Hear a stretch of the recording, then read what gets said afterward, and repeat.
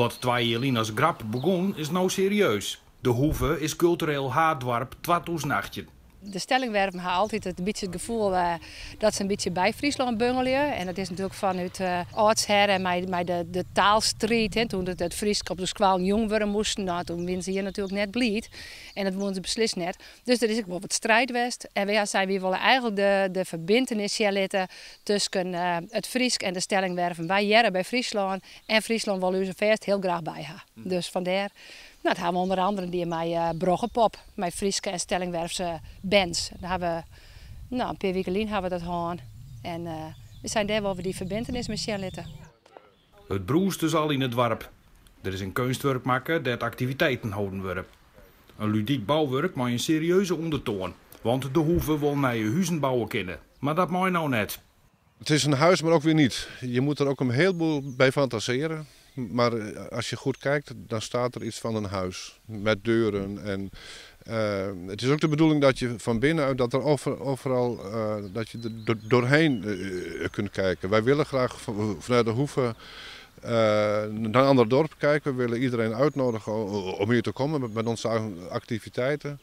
Maar er moeten de doorzichten zijn. En dat zit er ook heel duidelijk in. Want de Hoeve zit op slot met het bouwen.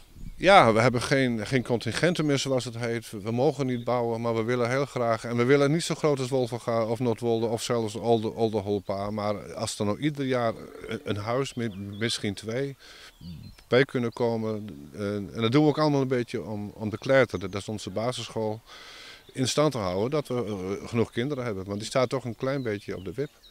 Dit wordt het festivalterrein. Dus alle mensen die komen hier, het dorp wordt eigenlijk uitzetten, zodat je gewoon keuren kan in het dorp. Ze krijgen een kaart mee met dezelfde punten nog op ziekje moeten. En dan zijn er 4 locaties waar theater maken wordt, terug meesten van de Hoeve. Janneke de Haan die helpt mij het regisseren en produceren van deze hele voorstelling. En dan zijn er een aantal theatervoorstellingen. Dus er zal op stritten ik van alles te zien en te dwaan wezen. En als je dan de kaart hebt, die je dan zelf invullen kennen, dan zul je meesten op stritten zien komen die het Meidfestival te meid zien hebben. En ja, die zul je wel of geen wegwijzen meidjes is maar in het festival. Ja. Ik heb begrepen dat ben dan rinnende vraagtekens. Mag dat letterlijk zijn? Ja, bijvoorbeeld. Er zullen inderdaad letterlijk een paar vraagtekens rondrennen.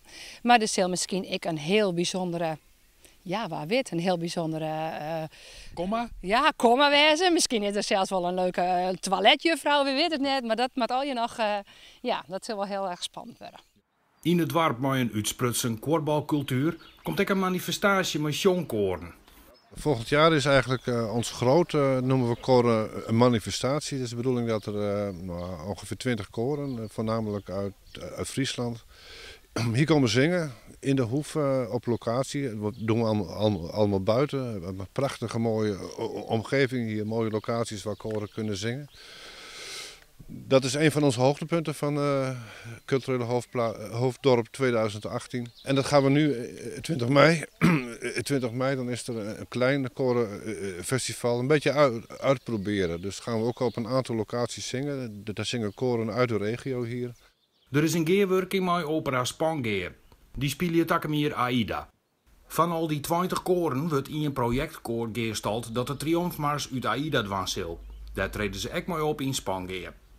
Ja, je bent al druk dwaan eigenlijk als cultureel haardwarp. Hoor je hem dan al wat over 2018? Ja, we moeten het een beetje doseren. We doen het hier met 400 mensen ongeveer. En net alle 400 zijn natuurlijk altijd betrokken. Maar we kennen mensen net oerladen. We hadden toch elke keer wel 3-4 activiteiten. Nou, ik denk dat we daarmee wel, ja, dat we dat op zich wel een mooi deel zetten.